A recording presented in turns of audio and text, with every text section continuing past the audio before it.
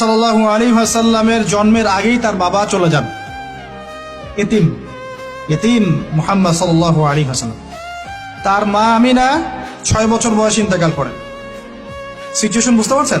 6 বছর একটা বাচ্চার বাবাও নাই মাও নাই। তার দাদা আব্দুল মুত্তালিব তাকে সাথে রাখেন, খুব আদর করেন, খুব মহব্বত করেন, যেখানে যান সাথে করে নিয়ে যান। তিনি নেতা মানুষ, তার পাশের চেয়ারে তাকে বসতে দেন, বলেন আমার এই নাতি একদিন সাইয়েদ হবে, নেতা হবে, এই কথা বলেন। তিনি ইন্তেকাল করলেন 8 বছর বয়সে। তারপরে দায়িত্ব পেলেন চাচা আবু তালেব। নাম কি? এই 8 বছর বয়স থেকে নিয়ে নবী সাল্লাল্লাহু আলাইহি ওয়াসাল্লাম নবী হয়েছেন 40 বছর বয়সে, আর মক্কায় ছিলেন 13 বছর, প্রায় 53 বছর। প্রায় 53 বছর পর্যন্ত, 8 থেকে 53 বছর পর্যন্ত এই যে লম্বা সময় চাচা আবু তালেব নবী সাল্লাল্লাহু আলাইহি ওয়াসাল্লামকে পাহাড়ের মতো প্রোটেক্ট করেছেন, পাহাড়ের মতো। পাহাড়ের পিছনে আপনি দাঁড়ালে কি বাতাস লাগবে? এভাবে তিনি প্রোটেক্ট করেছেন নবী সাল্লাল্লাহু আলাইহি ওয়াসাল্লামকে।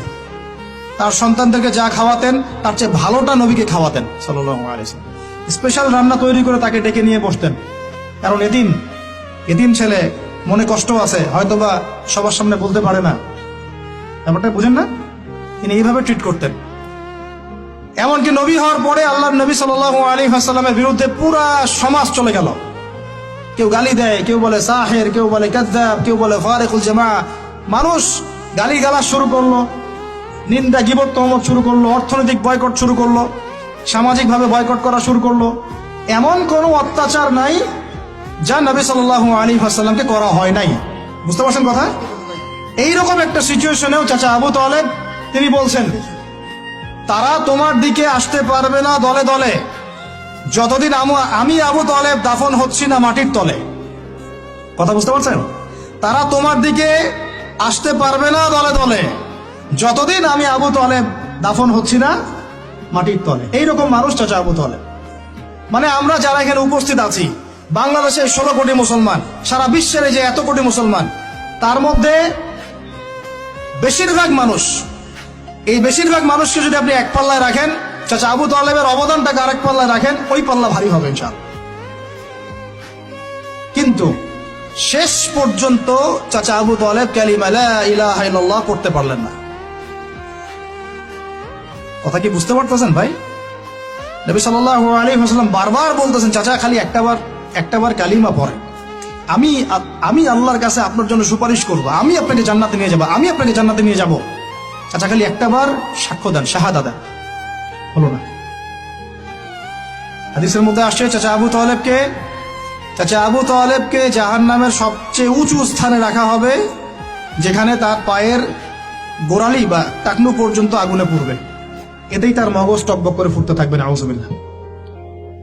নবী সাল্লাল্লাহু আলাইহি ওয়াসাল্লাম বলেছেন, আমি যদি না থাকতাম তাহলে আমার চাচাকে আরো নিচে রাখা হতো। এত কিছু করার পরেও ইসলাম কবুল না করার কারণে এই অবস্থা হলো।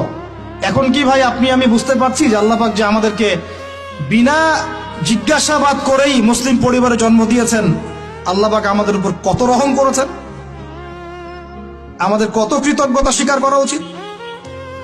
বিশ্বাস করেন, আমাদের যে সকালবেলা টয়লেট হয় না, ওয়াশরুমে যান, টয়লেট করেন, আলী ইবনে আবি তালেব রাদিয়াল্লাহু আনহু এরকম বাথরুম থেকে বের হয়ে পেটে হাত দিয়ে বলতেন, মানুষ যদি জানতো এই যে শুধু ক্লিয়ার করে টয়লেট হওয়াটা কত বড় নেয়ামত আল্লাহ পাকের, তাহলেও সারা জীবন সেজদায় পড়ে থাকতো।